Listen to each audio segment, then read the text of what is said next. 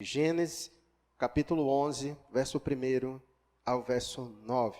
Vai nos dizer assim a palavra de Deus. Ora, em toda a terra havia apenas uma linguagem e uma só maneira de falar. Sucedeu que, partindo eles do Oriente, deram com uma planície na terra de Sinar e habitaram ali. E disseram uns aos outros: Vinde, façamos tijolos e queimemo-los bem. Os tijolos serviram-lhes de pedra e o betume de argamassa. Disseram: Vinde, edifiquemos para nós uma cidade e uma torre cujo topo chegue até os céus, e tornemos célebres o nosso nome, para que não sejamos espalhados por toda a terra. Então desceu o Senhor para ver a cidade e a torre que os filhos dos homens edificavam. E o Senhor disse: Eis que o povo é um, e todos têm a mesma linguagem. Isto é apenas o começo. Agora não haverá restrição para tudo o que intentam fazer. Vinde, desçamos e confundamos ali a sua linguagem, para que um não entenda a linguagem do outro. Destarte, o Senhor os dispersou dali pela superfície da terra, e cessaram de edificar a cidade. Chamou-se-lhe por isso o nome de Babel, porque ali confundiu o Senhor a linguagem de toda a terra, e dali o Senhor os dispersou por toda a superfície dela. Vamos orar para a gente meditar nessa história. Pai querido, reconhecemos nossas limitações, reconhecemos que a Tua palavra não é meramente um livro que se entende através do uso da nossa racionalidade. Mas sabemos, ó Deus, que Tua palavra, ela também é de natureza espiritual.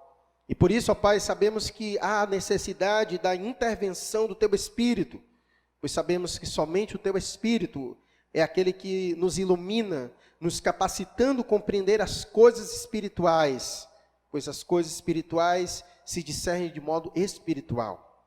Pai, nos abençoa nesta noite, nos dando compreensão sobre Tua vontade. Fala conosco por meio da verdade de Tua palavra, instrumento qual o Senhor usa para governar a Tua igreja e as nossas vidas. Portanto, Senhor, nos abençoa nesta noite. Não permita com que os nossos pensamentos se peguem vagando para outro lugar. Não permita, Deus, também com que os nossos olhos se fechem pelo cansaço da semana, mas que o Teu Espírito nos mantenha atentos, dispostos a ouvir a Tua voz, ouvir aquilo que o Senhor tem a falar conosco. Que tenhamos sede, ó Deus, da Tua palavra, sede de ouvir a Tua voz. E assim, Deus bendito, que nós oramos ao Senhor nesta noite. No nome de Jesus. Amém. Como os irmãos já bem sabem, o sermão de domingo é o mesmo do sábado. E nós pensamos em fazer dessa forma para que todos pudessem aprender na mesma medida, da mesma proporção, para que toda a igreja estivesse acompanhando aquilo que Deus tem como intenção de nos instruir e de falar aos nossos corações. E eu quero começar abrindo aspas, da forma que eu trouxe ontem para os irmãos, a título de informação para você. O texto de Gênesis capítulo 11, eu não vou pregar sobre isso, mas apenas para lhe dar essa informação, já que a gente o leu, para que você tente compreender a razão do porquê que no mundo há uma diversidade de línguas e de idiomas. E talvez você se pergunte como foi que tudo isso começou. A história de quando tudo isso começou é Gênesis capítulo 11. Pois o texto diz que antes disso havia apenas uma linguagem, uma forma apenas de falar e todos compreendiam. Então, a origem e a justificativa do qual porque o mundo existe vários idiomas, é Gênesis capítulo de número 11. Deus os dispersou e confundiu as suas línguas, e daí os variados idiomas que nós temos no mundo. É claro que após isso se desenvolveu vários dialetos e muitas outras coisas, eu não vou entrar nesse detalhe, mas se você quiser eu tenho um livro sobre a história dos idiomas no mundo através de Gênesis capítulo 11 e dá um bom entendimento para a gente compreender isso, tá bom? Então, quando seu professor Gaiato falar em sala de aula, você vai saber respondê-lo biblicamente, tá bom? Então, o nosso objetivo de Gênesis capítulo 11 é especificamente sobre a história, e eu não vou me ater muito nessa questão da linguagem. Mas até o capítulo 11, alguns eventos aconteceram e que são de extrema importância para a nossa compreensão, para a gente aproveitar o contexto para o nosso entendimento. O livro de Gênesis é um livro altamente importante para nós, como povo de Deus, porque nele é narrado como tudo começou, como tudo se desenvolveu, quais foram os primeiros passos da humanidade, do homem. O capítulo 1 e o capítulo 2 é então a narrativa sobre como o mundo veio a existir. E é uma narração belíssima, onde é descrito que todas as coisas, o universo, o mundo, tudo foi criado pela palavra de Deus. Deus disse e as coisas foram acontecendo. E no final dessa criação, que durou 6 dias e no 7º Deus descansou, é descrito que então tudo era bom. Deus completou a sua obra-prima de criação e é descrito que esta criação de Deus é boa, porque reflete a grandeza de um Deus majestoso, grandioso. E no capítulo 3, então, segue uma narrativa de algo que acontece após Deus ter criado tudo isso. Não sabemos exatamente o tempo aproximadamente em que aconteceu, mas em Gênesis capítulo 3 acontece algo. O pecado passa a entrar no mundo e habitar no homem. A serpente, que ali é a figura de Satanás, tenta Eva e Adão a desobedecer a Deus, que havia lhe dado uma ordem. Deus disse que eles não poderiam comer do fruto. E então o maligno tenta eles dois com a ideia de que, com a promessa de que se eles comessem daquele fruto, eles então seriam como Deus. E o texto vai dizer que eles viram então que isso era bom. Seus olhos desejaram isso. Ou seja, não foi algo que veio de dentro, mas foi algo que veio de fora para dentro. Até então não havia nenhuma inclinação no coração de Adão e Eva. Eles tinham o verdadeiro livre-arbítrio. Não havia nenhuma inclinação em seus corações. Eles foram tentados de fora para dentro. E a tentação foi essa: come, que você será como Deus. Seus olhos se abrirão. E agora você vai ser como Deus sereis. E isso chegou muito agradável aos olhos dele, de maneira que eles comeram. E então, depois dessa narrativa, que eles comeram, eles desobedeceram a Deus, foram expulsos do jardim. E segue então uma história triste da humanidade. Aquilo que outrora foi feito bom, agradável, de forma harmoniosa, entre Deus e o homem, entre o homem e a criação. Depois desse fato, depois disso que aconteceu, o mundo já não era mais o mesmo. Capítulo 4, capítulo 5 e capítulo 6, vemos morte. Vemos todas as atrocidades acontecendo no mundo. E quando chega no capítulo 6, a maldade está tão grande do ser humano. O seu ímpeto de fazer o mal é tão grande que Deus olha para a sua criação e diz: eu vou acabar com tudo isso. Eu vou dar um basta em tudo isso. E Deus então traz o dilúvio sobre a terra, varrendo todo ser humano, todo ser vivo da face da terra. Deus cobriu a terra com água, matando todo ser vivo que havia na terra, com exceção da família de Noé. Com exceção da família de Noé. Então, de toda a quantidade de pessoas que havia no mundo, de animais, Deus salvou Noé, pediu para ele criar uma arca, colocou animais em pares e os conduziu. E após o dilúvio, então, eles desceram em terra firme. E Deus deu aquela mesma ordem que ele dera outrora para Adão e Eva: povoem a terra. Agora não existia mais nada a não ser a família de Noé, porque tudo tinha morrido através do dilúvio. E Deus então dá uma nova oportunidade ao homem de recomeçar. E esse fato que aconteceu deveria servir de exemplo para Noé e para toda a sua família e todos os seus descendentes posterior. De maneira que à medida com que eles iam se espalhando, poderia perguntar: por que esse mundo não tem mais ninguém? O que foi que houve? Deus trouxe o dilúvio sobre a terra. como fruto do seu juízo, porque o homem pecou lá no jardim. Queria ser como Deus, e a consequência foi que eles se perderam, e a sua maldade cresceu, e Deus trouxe juízo, trazendo o dilúvio sobre a terra.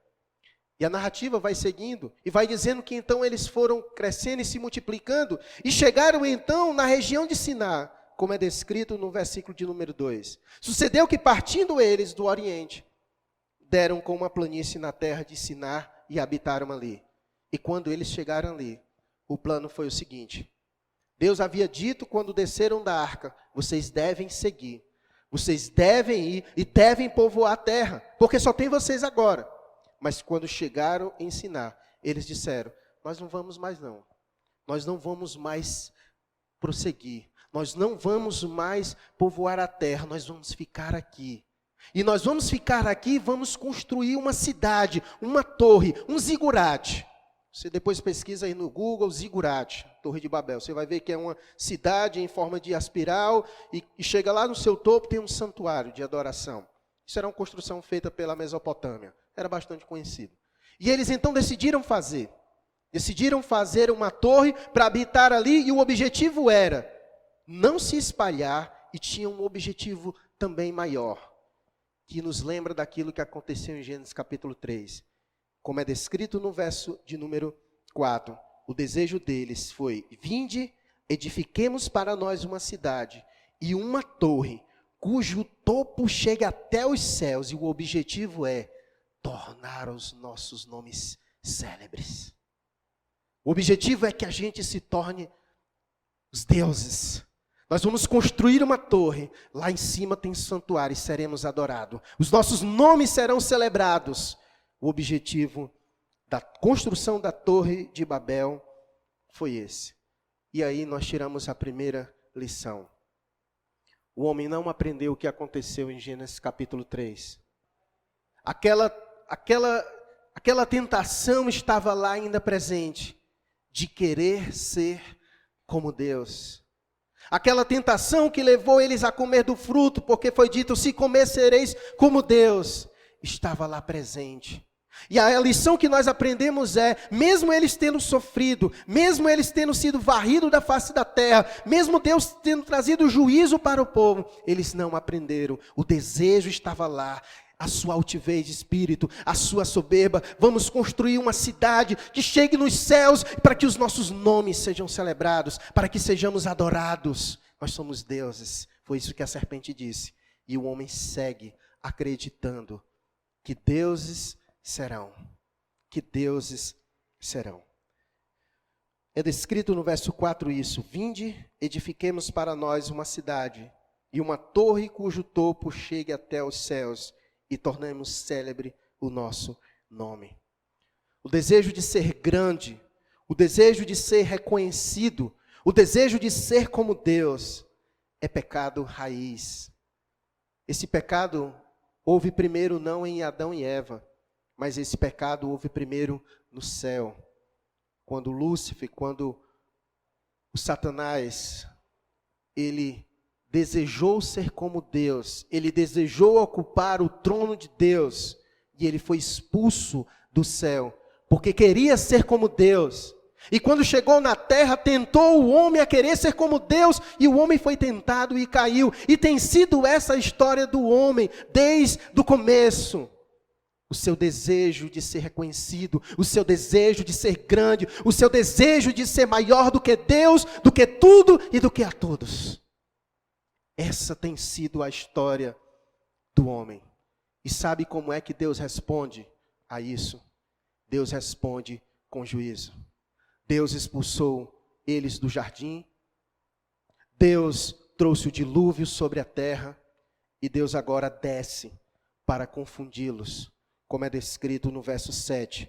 Vinde, desçamos e confundamos ali a sua linguagem, para que um não entenda a linguagem do outro. Deus desce para acabar com aquele plano. Deus desce para trazer sobre o chão aquele plano de terem o seu nome acima de todos os nomes. Sabe por quê? Porque Deus não divide a sua glória com ninguém.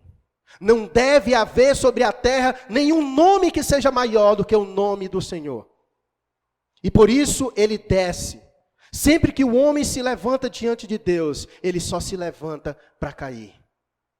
Essa tem sido a história da humanidade. Deus não divide a sua glória com ninguém. Como é descrito por Tiago, Deus resiste aos soberbos. Deus resiste toda a pretensão do homem de querer ser algo maior do que ele é. E por isso que Deus resiste. A ideia de resistir que Tiago quer dizer é que Deus bate de frente, ele confronta, ele não aceita isso e Deus vai ao encontro do homem para tirar do seu coração toda essa altivez, toda essa soberba, toda a pretensão de querer ser grande, de querer ser conhecido, de ter o seu nome aclamado e acima de tudo e acima de todos. E por isso que Deus desceu, como é descrito no verso 7, e acabou com toda a pretensão deles de construir uma torre para que fossem adorados e tivessem seus nomes acima de todo o nome. A pergunta que eu faço aos irmãos essa é uma história que aconteceu há muito tempo atrás, é verdade. Mas a pergunta é, o homem de hoje, ele age diferente desses que nós acabamos de ler? Os homens de hoje continuam buscando reconhecimento? Os homens de hoje continuam desejando ser grande? Os homens de hoje continuam querendo ser como deuses? A resposta é óbvia e é sim. Essa tem sido a trajetória da humanidade. O homem que quer ser como Deus. Ao ponto de, como disse Nietzsche na história da racionalidade, o homem matou a Deus, não de forma literal, mas ele decidiu matá-lo para que o homem agora ocupasse o lugar de Deus. E é isso que nós vemos na nossa sociedade. O homem no centro de todas as coisas. Para que o homem ocupe o centro de todas as coisas, não pode existir Deus. E é por isso que a humanidade já não crê mais em Deus, porque eles mesmos se intitularam deuses. E por isso que tudo hoje gira em torno do homem. O mundo é antropocêntrico. É o homem no centro de todas as coisas. Inclusive esse antropocentrismo entrou dentro das igrejas. Os cultos já não são mais teocêntricos, já não são mais cristocêntricos, mas os cultos têm o homem no centro. Os cultos são feitos para o homem e não mais para Deus. As canções são para os homens, não mais para a adoração de Deus. As pregações têm que falar aos corações das pessoas. As pregações não é mais para exaltar a Deus, para falar sobre a vontade de Deus. As pregações devem ser agora para atender e assistir às necessidades de cada um. É igual aquele irmão que quando termina o culto diz, eu não gostei dos louvores, ninguém cantou para você, cantamos para Deus. Eu não gostei da pregação porque não falou comigo, mas não falou com você, mas Deus foi exaltado e falou com outra pessoa. O culto não gira em torno de você, o culto gira em torno de Deus. Ninguém aqui veio assistir a Deus, ninguém aqui veio assistir ao culto, nós viemos cultuar a Deus, Deus que veio assistir o culto. Deus que veio assistir o culto, nós viemos adorá-lo, viemos bendizê-lo. E essa deve ser a nossa postura e o nosso entendimento. Então, assim tem sido a história da humanidade. E sempre que o homem se levanta, Deus sempre vem, Deus sempre desce para confrontá-lo com a sua altivez. Muitos têm se perguntado as razões e do porquê o mundo ter vivido todas essas coisas. Você ainda tem dúvidas? O do porquê que nós passamos por todas essas coisas? Nós passamos por todas essas coisas porque Deus desceu para abaixar a bola do homem, para mostrar quem o homem é, que ele é pequeno, que ele é o pó, e que ele é Deus, ele é grande sobre todas as coisas. Cadê o homem agora? Cadê a sua inteligência? Cadê a sua sabedoria? Cadê o seu dinheiro? Cadê os seus poderes? Onde é que está tudo isso? Usei esse exemplo ontem, quem gosta de filme, que assistiu Os Vingadores. Não sei se você lembra. daquilo que o Hulk fez com o Loki, o irmão de Thor. Que se batia no peito e dizia, eu sou Deus. E o Hulk vai lá dar uma surra nele e diz, Deus fraco. E foi isso que Deus fez. O ser humano batendo no peito e dizendo, eu sou Deus. E Deus vê ele e deu uma surra e diz, Deus fraco. Porque só pode haver um. Só pode haver um. E Deus não divide a sua glória com ninguém. Essa não é a primeira vez que nós passamos por situações como essa. O mundo já passou por diversas calamidades. O mundo já passou por diversos momentos difíceis. A pergunta é, o homem aprendeu? Ele continua o mesmo, com a sua altivez, com a sua arrogância, com a sua soberba. E nós aprendemos então essa lição. Que o homem não aprende com o sofrimento. O homem deveria ter aprendido com a expulsão do jardim. O homem deveria ter aprendido com o dilúvio. O homem deveria ter aprendido todas as vezes que Deus desceu para trazer juízos sobre a sua altivez. Mas ele não aprende. Porque sofrimento não muda coração. Se mudasse, a gente não cometeria os mesmos erros que nos levam aos mesmos sofrimentos. É preciso mudar os nossos corações, caso contrário, iremos repetir a mesma coisa. E a Torre de Babel é o homem repetindo aquilo que ele fez no jardim do Éden. E tem sido essa história do homem repetindo as mesmas coisas. As mesmas coisas. E Deus agindo da mesma forma. Descendo, trazendo juízo, confrontando o homem, colocando o homem no seu lugar. Colocando o homem no seu lugar.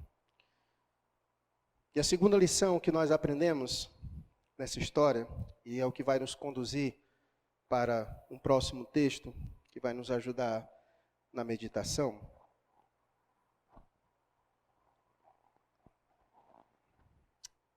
Deus nos ensina a verdade do verso 7.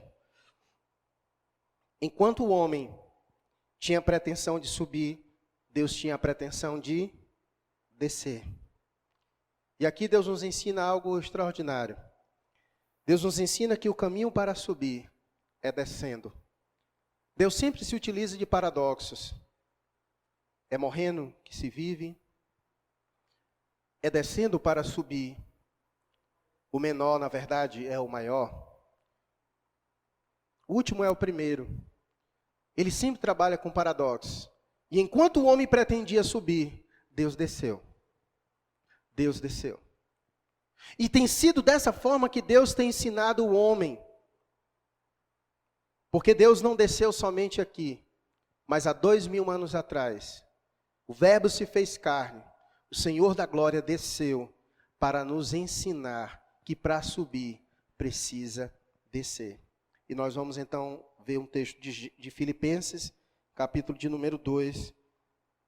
Com tudo isso em mente, nós vamos aprender então qual é o caminho que nós devemos pegar. E é esse o caminho que Deus quer ensinar ao homem em todo o tempo, inclusive nesse que nós estamos vivendo. Deus trouxe tudo isso sobre a terra para nos ensinar e nos apontar o caminho. Ele mesmo é o caminho. E nós vamos aprender qual foi o caminho que ele percorreu. Filipenses capítulo de número 2.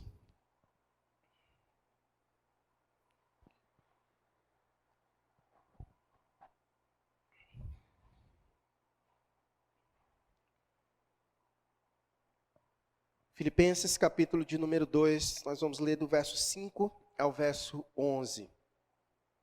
E aquilo que nós vamos aprender com Cristo é justamente o contraste daquilo que o homem tem vivido na sua altivez, na sua soberba, na sua arrogância. Então, o que Jesus fez é Deus nos ensinando. É o homem querendo subir e Deus descendo para nos ensinar. E Deus descendo para nos ensinar. E vejamos a lição que Jesus trouxe. Se na sua Bíblia tiver aqueles nomes em negrito, talvez vai estar aí o exemplo de Cristo na humilhação. Né? Talvez vai estar assim dessa forma. Vejamos nós. Versículo 5 a 11. vai dizer: tende em vós o mesmo sentimento que houve também em Cristo Jesus. Qual foi o sentimento? Vai dizer agora: pois ele, subsistindo em forma de Deus, não julgou como usurpação ser igual a Deus. Calma que eu vou já explicar. Antes, a si mesmo se esvaziou, assumindo a forma de servo, tornando-se em semelhança de homens e reconhecido em figura humana.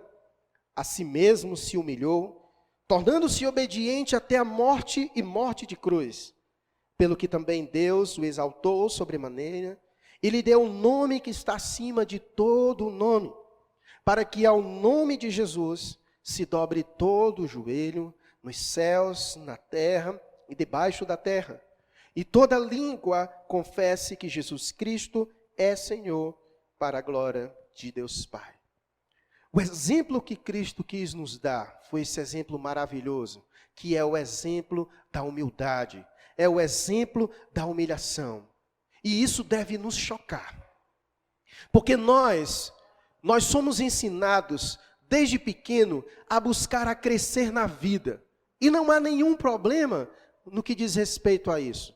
A questão é quais são as nossas intenções de querer crescer na vida. São essas as reflexões principais. Não há problema de querer crescer na vida, mas a questão é quais são as intenções e as motivações de se querer crescer na vida. Então a gente galga a nossa vida, almeja a alcançar patamares melhores, sempre maiores. E a nossa vida é uma caminhada em função disso. De tal maneira que quando a gente chega em determinados momentos da nossa vida e situação, que a gente só quer subir. A gente não suporta a ideia de que aquilo que a gente conquistou, de repente, caia.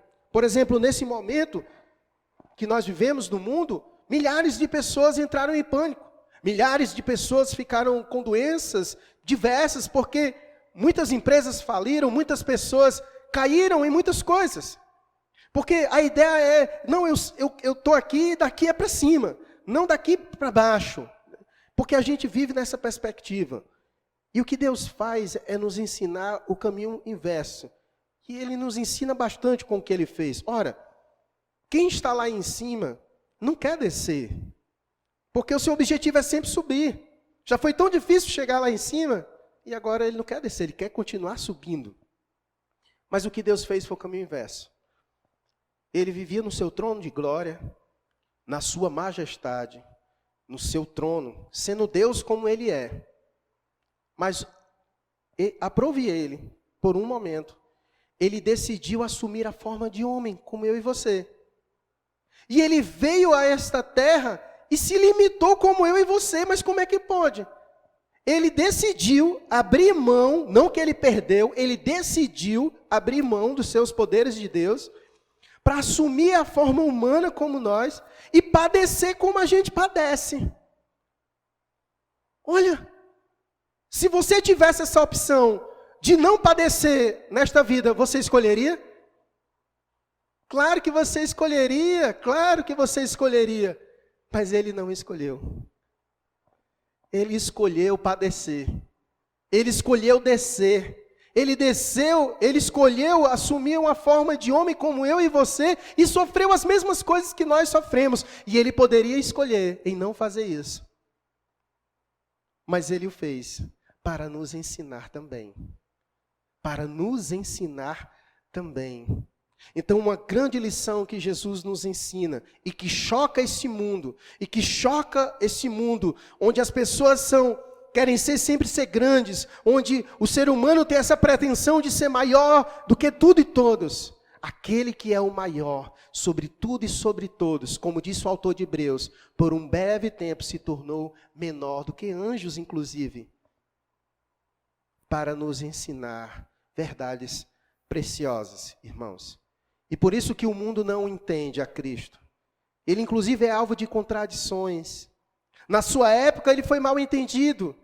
Eles não conseguiam compreender como o Deus Todo-Poderoso veio daquela forma tão simples e humilde. E aqui eu não quero dizer que a humildade está atrelado à ideia de simplicidade de vida financeira, não quero dizer isso. Tem muito pobre que é arrogante, que é soberbo, e tem muito rico que é muito humilde. Não é isso que eu estou querendo dizer. Humildade é um estado de espírito, onde você reconhece sua condição, onde você reconhece que não é superior a ninguém, nem muito menos a Deus. E Jesus Cristo veio nos ensinar que Ele, sendo como Deus, o maior, se fez menor para nos ensinar. Para nos ensinar. Então, se o mundo que nós vivemos é um mundo que caminha na soberba, que é um mundo que caminha com esse pecado de Adão, de querer ser como Deus, de ter o nome engrandecido, veja no mundo que nós vivemos. É uma guerra nas redes sociais de quem tem um nome mais aclamado. O objetivo é ser conhecido. O objetivo é ter milhares de seguidores. O objetivo é ser o cara. E quem não tem muitos seguidores vive frustrado, porque quer ser conhecido. Essa tem sido a sina do ser humano nos nossos dias. O desejo de ser celebridade, o desejo de ser conhecido, o desejo de ser grande, o desejo de... E Jesus então vem nos ensinar o caminho certo que nós devemos pegar. E o caminho que nós devemos pegar é o caminho da humilhação. É o caminho da humildade. É o caminho da humildade. Porque Deus resiste aos soberbos, mas Ele concede graça aos humildes. Por isso a Bíblia diz: humilhai-vos na presença do Senhor, e Ele vos exaltará. O contrário é juízo sobre nossas vidas. O caminho que nós temos que percorrer é o caminho da humildade. E foi isso que Ele ensinou quando Ele veio. Ele disse: aprendei de mim, que sou manso e humilde. E foi isso que Ele ensinou para os seus discípulos, inclusive. Esse pecado não estava longe dos discípulos. Os discípulos de Jesus também passaram por isso. Eles queriam ser uns maiores do que os outros. Eles viviam discutindo entre eles quem era o maior, quem ia se sentar na direita, quem ia se sentar na esquerda. E Jesus: para com isso. Deixem disso, vocês ficam nessa discussãozinha boba de querer saber quem é o maior entre vocês. Quer ser o maior, seja servo. Porque eu, sendo o maior, eu lavo os pés de vocês. Então, façam isso uns com os outros. Porque se eu sou grande, e de fato sou grande, sou o maior, se eu lavo os pés de vocês, façam isso uns com os outros. Por que vocês ficam discutindo entre si quem é o maior? E é essa lição que o Senhor traz para nós, irmãos. Nós temos um papel importantíssimo nessa sociedade. A igreja do Senhor, de dar testemunho. Se somos discípulos de Jesus, então temos que seguir os passos do Mestre. Quem é o nosso Mestre? Como Ele andou? Devemos andar como Ele andou. É isso que Paulo vai dizer, o andar em novidade de vida. É andar como Ele andou. E se o Mestre era humilde, nós também precisamos ser humildes. E é dessa maneira que vão olhar para nós e vão dizer: eis um discípulo de Jesus. Era dessa forma que na igreja primitiva era conhecida. Através da forma de andar, através da forma de viver. Identificavam: eis um cristão. Porque anda como ele andou. E se ele era humilde, nós também devemos ser humildes. Não deve haver essa disputa entre nós, como havia entre os discípulos. Quem é o maior? Quem é o maior entre eles? Não existe maior entre nós. Não existe maior entre nós. Porque não existe nada que nós tenha que sobressaia a outra pessoa. O que tens tu que Deus não tenha te dado? Para que você queira se sobressair sobre outra pessoa.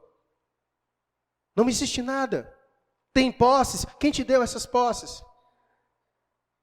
Tem inteligência? Quem te deu inteligência? Tu é bonito? Quem te deu essa beleza? Como disse Davi no Salmo 24, a terra e tudo que nela habita pertence a quem? Ao Senhor. Por isso, quando Ele quer tomar a tua vida, Ele não pede permissão. Ei, eu vou te chamar hoje, viu? Ele toma e pronto, porque você é dele. Tudo que você tem é dele. E você não leva nada, porque a terra e os que nele habitam, tudo é dele. Tudo é dele. Então não existe nada em nós que nos leve a querer sobressair sobre outras pessoas. Como Paulo vai dizer, nós precisamos considerar os outros como superiores a nós mesmos.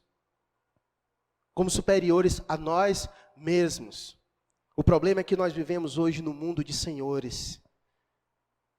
E o caminho que Jesus nos ensina com a humildade é o caminho da servidão.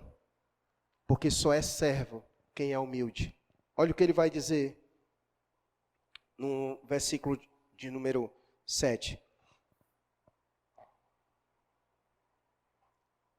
Vai dizer, antes a si mesmo se esvaziou, assumindo a forma de quê? Servo. Assumindo a forma de servo. Alguém que diz que é servo nos nossos dias, a conotação de servo nos nossos dias é sempre inferior. Para o mundo que nós vivemos, grande mesmo é quem é senhor. Grande mesmo é quem é servido. Mas servo neste mundo é pequeno. E Jesus, e na mentalidade de Deus é diferente. Jesus disse para os seus discípulos, quer ser grande? Então seja servo. Então seja servo. Porque eu sou grande, e como ele disse, eu não vim para ser servido, mas para servir. Mas para servir. Então, em um mundo de senhores, o Senhor nos chama a ser servos. E nós precisamos aprender isso, que nunca seremos senhores, seremos para sempre servos. Vimos isso na exposição de Apocalipse 22. Seremos eternamente servos. Nunca seremos senhores, nunca. Porque só há um Senhor, que é o Senhor dos senhores, o Rei dos reis, e acabou-se. Então nós precisamos aprender nossa condição. Nós somos servos. E só alguém que é humilde é que é servo. Que tem prazer em servir outras pessoas. E o Senhor tem nos chamado a isso. Foi para isso que Deus nos deu dons e talentos. O dom que você tem não é para dizer, olha como a Thalita canta bem. Não. Não é para o engrandecimento dela. O dom que Deus deu a ela é para a nossa edificação, é para que ela nos sirva. O dom que Deus me deu é para que eu lhe sirva. Não para dizer, olha como ele prega bem, olha como ele toca guitarra bem, não. A ideia não é que os nossos nomes sejam celebrados, não. A ideia é que Deus seja louvado pela vida do Miqueias. A ideia é que a Thalita seja glorificada, que Deus seja glorificado pelo nome da Thalita, e assim todos nós. A ideia é essa. Não que nós sejamos celebrados. Tudo que Deus tem nos concedido é para a sua glória. Você pode dizer, tudo que eu tenho, tudo que eu sou, é para a glória de Deus. Viva isso. Viva isso. Tudo que você é, tudo que você tem, é para a glória de Deus. Se em algum momento você tem usado disso para a sua glória pessoal, há um pecado aí no teu coração. De querer tomar aquilo que é de Deus para você. Por isso, sonde as intenções do teu coração. Quando você posta alguma coisa na internet, qual é o objetivo? É que as pessoas vão lá, curtam, dê like, e você fica olhando o tempo todo, eita, 100 curtidas, eita, 30 comentários. É para isso? É para isso? Quando você faz alguma coisa, você posta lá, você tocando, posta lá, você cantando, posta lá, você... Qual é o objetivo? Sonda teu coração. Sonda teu coração. Porque se for para a tua glória, tu já recebeu. E Deus descerá ao teu encontro. Porque Ele não divide sua glória com ninguém. Se levantar diante de Deus é pedir para cair. Portanto, sonda teu coração. Sonda as intenções do teu coração. Por que tu quer ser grande? Por que tu quer crescer na tua vida? Qual a intenção do teu coração? Quer ser grande? Então é porque tu quer ser servo, não é isso? A gente conhece alguém quando é grande, quando ele é servo. Porque foi isso que Jesus disse. E quem quer ser o maior, seja servo. Eu só vou saber se você é grande quando você for servo. Porque Jesus, sendo o maior, Ele veio não para ser servido, mas para servir aos seus irmãos. Quem é humilde é obediente. Olha o que ele vai dizer no verso 8. Que a si mesmo ele se humilhou, tornando-se obediente até a morte e morte de cruz. O problema é que a dor da obediência é muito melhor do que a dor da desobediência. Porque a dor da desobediência, ela vem como castigo sobre nós. E a mão de Deus pesa muito mais. Porque quando nós sentimos dor em obedecer a Deus, nós somos consolados pelo Senhor. Quem é pai aqui sabe bem disso. Quando nós sofremos pela obediência, nós temos a certeza de que Deus vai chegar para nós e nos consolar. Mas a dor da desobediência é a vara de Deus pesando sobre nossas vidas. E Jesus ensinou que o caminho é da humildade. Quem é humilde é servo. Quem é humilde é obediente ao Senhor. E esse é o caminho, irmãos, que nós precisamos pegar. É essa lição que Deus quer ensinar a este mundo que nós vivemos. Um mundo onde o ser humano é prepotente. Um mundo onde as pessoas vivem de costas para Deus. É Deus batendo na sua porta. É Deus trazendo juízo, dor, como trouxe agora, nesse período, para todo mundo, dizendo, baixa a bola. Seja humilde, reconheça que você é pequeno e que precisa voltar-se para mim. É por isso que a mensagem do Evangelho é Deus chamando o homem ao arrependimento. E aí você diz, o que é que tem a ver com isso? Tem tudo a ver. Porque ninguém se arrepende sem ter passado pela humilhação. Ninguém se arrepende sem ter sido quebrantado. Ninguém se arrepende sem ter sido contrito. Isso faz parte. É quando nós chegamos na presença de Deus e nos humilhamos. Reconhecemos que somos pequenos e que Ele é grande. Reconhecemos nossa condição de pequenos pecadores, destituídos da graça de Deus. E reconhecemos que Ele é grande e nossa salvação só pertence a Ele. E é quando nós clamamos ao Senhor. É por isso que o mundo sofre. É o ser humano que caminha na vida e que acha que não precisa de Deus. Ele bate no peito e diz, eu me garanto. Eu não preciso de Deus. E segue a sua vida desobediente a Deus, porque não é humilde. Segue a sua vida fingindo que Deus não existe, porque Ele é Deus de sua vida. É Ele quem controla a sua vida. Mas lá na frente, como diz o texto, no versículo 10. Porque Deus o exaltou de tal maneira que lhe deu o nome que está acima de todo nome, para que ao nome de Jesus se dobre todo o joelho nos céus, na terra e debaixo da terra. Não há nenhum soberbo nesta vida, não há nenhum arrogante nesta vida que há de permanecer de pé diante dele no último dia. Todo o joelho se dobrará. Se não fizer isso agora, fará depois. O pior é que vai fazer isso para o juízo. Coisa boa é a gente reconhecer quem Deus é agora. E se dobrar humilhando na presença dEle. E ser recebido por Ele com abraços e afetos. Difícil será se dobrar diante dEle no último dia e receber dEle a sentença final. Porque a Bíblia diz, em Isaías capítulo 2, verso 11 e 12, diz que o orgulho humano será rebaixado. A arrogância humana será humilhada. Somente o Senhor será exaltado naquele dia de julgamento. Pois o Senhor dos exércitos tem um dia de acerto de contas. Ele castigará os orgulhosos e os poderosos e derrubará tudo o que se exalta. Isaías capítulo 2, verso 11 e 12. É essa a realidade.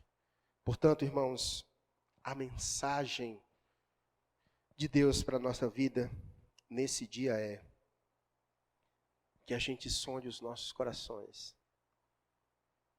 Que o pecado de Adão, que o pecado da Torre de Babel não esteja presente nos nossos corações.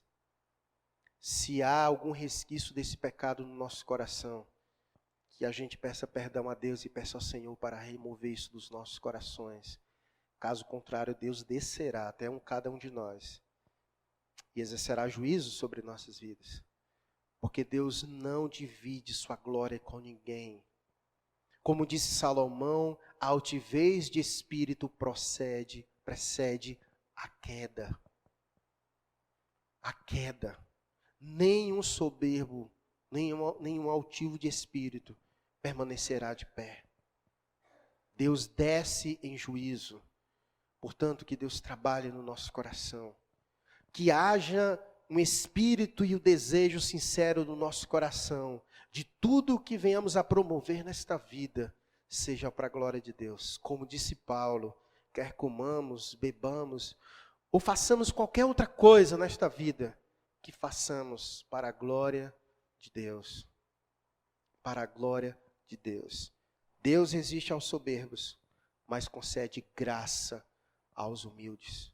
Humilhai-vos hoje na presença do Senhor, e Ele vos exaltará.